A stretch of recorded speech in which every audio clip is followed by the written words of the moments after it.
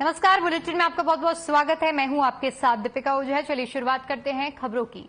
बीजापुर जिले की mini stadium में 15 अगस्त को 77वें स्वतंत्रता दिवस के मुख्य अतिथि क्षेत्रीय विधायक ने ध्वजारोहण किया। वहीं जवानों के परेड मार्च और सलामी के बाद सांस्कृतिक कार्यक्रमों का आयोजन हुआ। क्षेत्रवासियों को विधायक विक्रम शाह मंडावी ने मुख्यमंत्री के संदेश सुनाया। इस दौरान जिले के कलेक्टर राजेंद्र कुमार कटारा, पुलिस अधीक्षक अश्विनी वैष्णव और गणमान्य नागरिकों के साथ बड़ी संख्या में स्कूली बच्चों और अन्य लोगों ने मौजूदगी दर्ज कराई।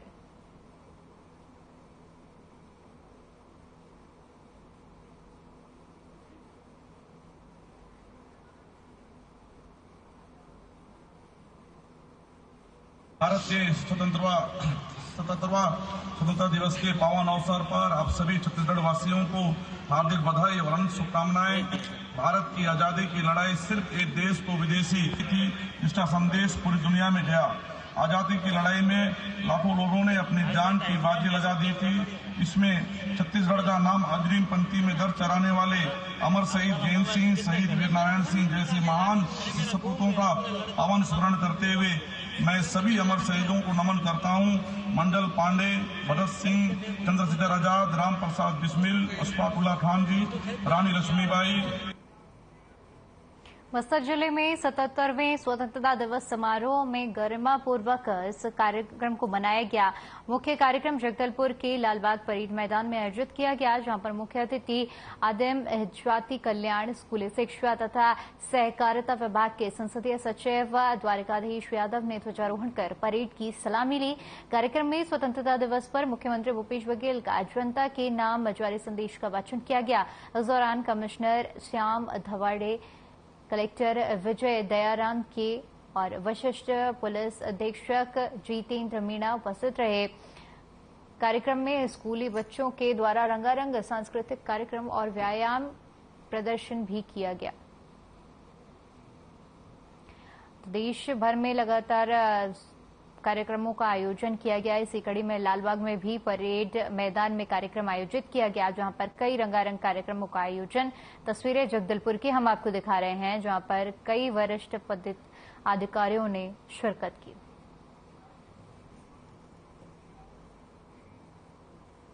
बीजापुर के नक्सलगढ़ अमरूदनी, उसूर, पमेड़ा, समल, डोडरी, चेमर बिट्टा और तराईपारा, कम, कनार, पेद्दाकोराम, भैरमगढ़, बीजापुर के अन्य क्षेत्रों में 77वां स्वतंत्रता दिवस के अवसर पर स्कूल में तिरंगा फहराया गया। वहीं दूसरी ओर देश की आन बान शान और हर घर तिरंगा अमृत उत्सव के तहत हर घर में लोगों ने तिरंगा फहराया। बता दें कि अंदरूनी क्षेत्रों में जहां पहुंचना मुश्किल था, पिछले कुछ सालों से बंद स्कूलों को खोला गया, जहां अब बच्चे शिक्षा दूतों और शिक्षक अन्य माध्यमों से शिक्षा प्रदान कर रहे हैं।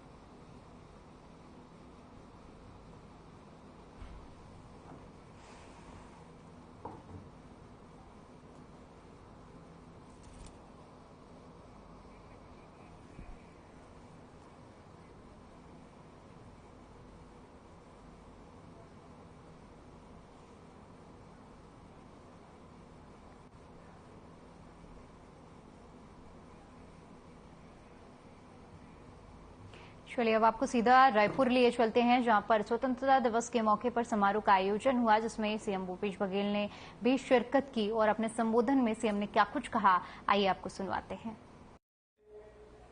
77वें स्वतंत्रता दिवस के पावन अवसर पर आप सभी छत्तीसगढ़ वासियों को हार्दिक बधाई और अनंत शुभकामनाएं। भारत की आजादी की लड़ाई सिर्फ एक देश को विदेशी साम्राज्य से मुक्त कराने की लड़ाई नहीं थी, बल्कि इसके अनेक सामाजिक, आर्थिक, नैतिक और राजनीतिक पहलू थे। इस लड़ाई से न्याय और लोकतंत्र का अमृत निकला। वास्तव में यह मानवता को तरह तरह के अत्याचारों और अन्यायों से मुक्त कराने की बड़ी लड़ाई थी, जिसका संदेश पूरी दुनिया में गया है। आजादी की लड़ाई में लाखों लोगों ने अपनी जान की बाजी लगा दी थी। इसमें छत्तीसगढ़ का नाम अग्रिम पंक्ति में दर्ज कराने वाले अमर शहीद गैन सिंह, शहीद वीर नारायण सिंह जैसे महान सपूतों का पावन स्मरण करते हुए मैं सभी अमर शहीदों को नमन करता हूं। मंगल पांडे, भगत सिंह, चंद्रशेखर आजाद, रामप्रसाद बिस्मिल, अशफाक उल्ला खां, रानी लक्ष्मीबाई, रानी अवंतीबाई लोधी जैसे हजारों विभूतियों की शहादत हमें देश के लिए सर्वोच्च बलिदान की प्रेरणा देती रहेगी। हमारा सौभाग्य है कि आजादी की लड़ाई का नेतृत्व करने वाले अनेक महान नेता आजाद देश के नवनिर्माण का नेतृत्व भी करते रहे। मैं उन पुरखों को याद करते हुए नई पीढ़ी को बलिदान और योगदान की गौरवशाली विरासत से जोड़ना चाहता हूं। राष्ट्रपिता महात्मा गांधी, पंडित जवाहरलाल नेहरू, डॉक्टर राजेंद्र प्रसाद, डॉक्टर भीमराव अंबेडकर, लाल बहादुर शास्त्री, नेताजी सुभाष चंद्र बोस, सरदार वल्लभ भाई पटेल, लाल बाल पाल, मौलाना अबुल कलाम आजाद जैसे विभूतियों ने राष्ट्रीय स्तर पर नेतृत्व किया था। वहीं वीर गुंडाधुर, पंडित रविशंकर शुक्ल, ठाकुर प्यारेलाल सिंह, बाबू छोटेलाल श्रीवास्तव, डॉक्टर खूबचंद बघेल, पंडित सुंदरलाल शर्मा, डॉक्टर ई राघवेंद्र राव, क्रांति कुमार, बैरिस्टर छेदीलाल, लोचन प्रसाद पांडे, यति यतनलाल, डॉक्टर राधाबाई, पंडित वामनराव लाखे, महंत लक्ष्मी नारायण दास, अनंतराम बरछिया, मौलाना अब्दुल रऊफ खान, हनुमान सिंह, रोहिणीबाई परगनिया, केकतीबाई बघेल, श्रीमती बेलाबाई, इंद्रू केवट, उदयराम वर्मा, खिलावन बघेल, हंसिया मंडल जैसे अनेक स्वतंत्रता सेनानियों का योगदान भी स्वर्ण अक्षरों में दर्ज है। मैं इन सभी को सादर नमन करता हूं। भाइयों बहनों और प्यारे बच्चों, भारत के स्वतंत्रता संग्राम का इतिहास भारतवासियों की एकता की स्याही से लिखा गया है।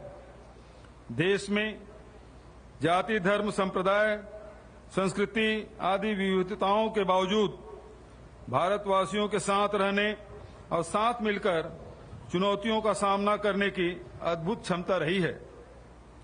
सर्वधर्म समभाव वाली हमारी एकजुटता के कारण भारत की एकता और अखंडता मजबूत बनी रही। आजाद भारत का गौरवशाली संविधान कहता है, भारत देश राज्यों का संघ है, इसलिए भारत सरकार को संघ की सरकार कहा गया है। इसका मतलब है कोई एक राज्य भी यदि संकट में है तो यह उस राज्य की निजी समस्या नहीं बल्कि पूरे देश की चिंता का विषय है। आज मैं इस मंच से संकटग्रस्त सभी राज्यों की चिंताओं में छत्तीसगढ़ की सहभागिता व्यक्त करता हूं। देश की आजादी और संविधान प्रदत्त अधिकार सबके लिए है और जब तक सब भारतवासी उनका समुचित उपयोग कर पाएंगे तभी तक हमारी आजादी सुरक्षित रह पाएगी। प्रत्येक राज्य को और देश के प्रत्येक नागरिक को सशक्त बनाकर ही देश को मजबूत बनाया जा सकता है।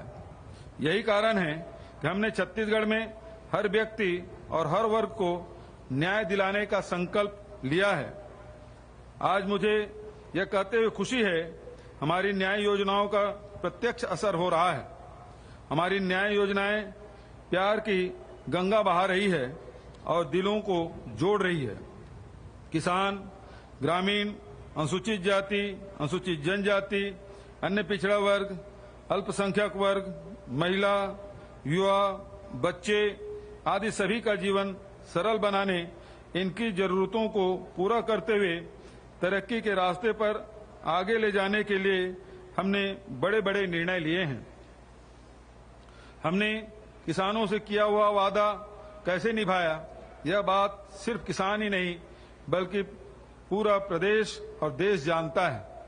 सरकार बनते ही सबसे पहले लगभग 9,000 करोड़ रुपए का अल्पकालिक कृषि ऋण माफ किया। 2500 रुपया प्रति क्विंटल में धान खरीदा। समर्थन मूल्य पर धान खरीदी की मात्रा लगभग 56 लाख मीट्रिक टन से बढ़कर 107 लाख मीट्रिक टन किया। यह कुशल प्रबंधन और हमारी सरकार के प्रति बड़े विश्वास के कारण हुआ। धान बेचने वाले किसानों की संख्या 12,60,000 से बढ़कर करीब 25 लाख हो गई है। धान खरीदी केंद्रों की संख्या 1,989 से बढ़कर 2,617 किया। हम अपने वादे पर अडिग हैं। आगामी खरीफ मौसम में छत्तीसगढ़ के किसान भाई बहनों से प्रति एकड़ 20 क्विंटल धान की खरीदी समर्थन मूल्य पर की जाएगी।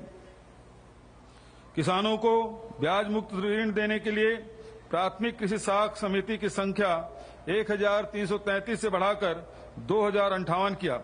कृषि ऋण की राशि 3,546 करोड़ रुपये से बढ़ाकर 7,000 करोड़ रुपये की गई। किसानों की बकाया सिंचाई करके 342 करोड़ रुपये की राशि माफ की गई। राजीव गांधी किसान न्याय योजना के माध्यम से धान के साथ ही अन्य खाद्यान्न, मिलेट, उद्यानिकी, वृक्षारोपण आदि के लिए नगद राशि दी गई, जिससे किसानों के खाते में 20,000 करोड़ रुपये से अधिक की राशि डाली गई। गन्ना प्रोत्साहन के रूप में 208 करोड़ रुपये दिए गए। हमारी सरकार द्वारा समर्थन मूल्य घोषित करते हुए कोदो, कुटकी, रागी की खरीदी की जा रही है। प्रदेश में पहली बार 94,000 क्विंटल मिलेट फसलों का उपार्जन हमने किया। समर्थन मूल्य पर दलहन खरीदी का वादा भी पूरा किया गया, जिससे प्रदेश में दलहन उत्पादन को बढ़ावा मिलेगा। हमारी सरकार ने नई तरह की खेती और फसलों को बढ़ाने के लिए अनेक कदम उठाए हैं। लाख पालन और मछली पालन को कृषि का दर्जा दिया गया है। छत्तीसगढ़ टी कॉफी बोर्ड का गठन करते हुए जसपुर में 102 एकड़ में चाय और बस्तर जिले में 80 एकड़ में कॉफी का रोपण किया गया है। पोषण बाड़ी योजना के तहत 4 लाख बाड़ियां विकसित की गई है। सुईखदान में पान अनुसंधान केंद्र की स्थापना की गई। किसानों की सुविधा बढ़ाने के लिए 587 कृषक सदन और किसान कुटीर धमधा में फल सब्जी मंडी, जगदलपुर, कांकेर और तथा धमतरी में सामुदायिक बीज बैंक, कृषि उत्पादों के निर्यात को बढ़ावा देने के लिए इंदिरा गांधी कृषि विश्वविद्यालय में उच्च स्तरीय फाइटोसैनिटरी प्रयोगशाला की स्थापना की गई है। खेतों में ज्ञान की फसल रोपने के लिए 6 नवीन कृषि महाविद्यालय, 11 उद्यानिकी महाविद्यालय, 1 वानिकी महाविद्यालय एवं 1 खाद्य प्रौद्योगिकी महाविद्यालय, इस प्रकार कुल 19 महाविद्यालयों और महात्मा गांधी उद्यानिकी एवं वानिकी विश्वविद्यालय की स्थापना की गई। हमने वादा निभाते हुए जल संसाधन विकास नीति 2022 लागू की। बेहतर सिंचाई प्रबंधन के कारण वर्ष 2018 की तुलना में वर्ष 2022-23 में 2,50,000 हेक्टेयर में अतिरिक्त खरीफ सिंचाई सुविधा उपलब्ध कराई। विगत 4 वर्षों में सिंचाई परियोजनाओं के 1,036 कार्य स्वीकृत हुए, जिसके लिए 4,451 करोड़ रुपए से अधिक राशि स्वीकृत की गई। 2,36,338 हेक्टेयर रकबे में सिंचाई क्षमता का विस्तार सुनिश्चित किया गया। नदियों के संरक्षण और संवर्धन का वादा निभाते हुए अरपा बेसिन प्राधिकरण तथा इंद्रावती बेसिन विकास प्राधिकरण का गठन किया गया। बांध पुनर्वास एवं सुधार योजना पर कार्य शुरू किया गया। हमारी सुराजी गांव योजना गांवों, खेतों, पर्यावरण और आजीविका में सुधार की दृष्टि से और देश और दुनिया में सराही गई है। इसके माध्यम से हजारों नरवा का उपचार किया जा चुका है, जिससे उस क्षेत्र का भूजल स्तर तेजी से बढ़ा है। गौठानों के लिए प्रदेश में 1 लाख एकड़ से अधिक जमीन संरक्षित की गई है। 7,000 से अधिक चारागाह स्वीकृत हुए। 10,000 से अधिक गौठान आर्थिक गतिविधियां शुरू हुई, जिसमें से लगभग 6,000 गौठान स्वावलंबी हो गए हैं। घुरवा और गोधन न्याय योजना के माध्यम से गांव में नई किस्म के आर्थिक क्रांति का सूत्रपात हुआ। गोबर और गौमूत्र खरीदी, इनसे जैविक खाद तथा जैविक कीटनाशक के निर्माण से छत्तीसगढ़ रासायनिक खाद से मुक्ति की दिशा में चलना शुरू कर चुका है। गौठानों के आर्थिक गतिविधियों से महिला स्व सहायता समूहों सहित विभिन्न जुड़े हुए लोगों में को हुई आय भी 500 करोड़ रुपए से अधिक हो चुकी है। इसी तरह बाड़ी कार्यक्रम में लगभग 5 लाख निजी बाड़ी तथा 6000 सामुदायिक बाड़ी का विकास किया जा चुका है। कृषि उत्पादों के संरक्षण और प्रसंस्करण के लिए हमने फूड पार्क विकसित करने का वादा भी निभाया है। इसके लिए 112 विकास खंडों में भूमि चिन्हित कर कार्रवाई आगे बढ़ाई है। उद्यान की फसलों के लिए 63 कोल्ड स्टोरेज स्थापित किए गए हैं। वहीं पाटन विकास खंड में गामा रेडिएशन सुविधा युक्त एकीकृत पैक हाउस की स्थापना की जा रही है। हमने गोधन न्याय योजना के माध्यम से पशुपालन को बढ़ावा दिया है, तो पशु स्वास्थ्य के व्यापक प्रबंध भी किए हैं। 45 नवीन पशु औषधालयों की स्थापना और 20 पशु औषधालयों का उन्नयन किया गया है। 163 मोबाइल वेटनरी यूनिट, राज्य स्तरीय कॉल सेंटर तथा 28 जिलों में पशुओं को हिंसा से बचाने के लिए सोसाइटी का गठन किया गया है।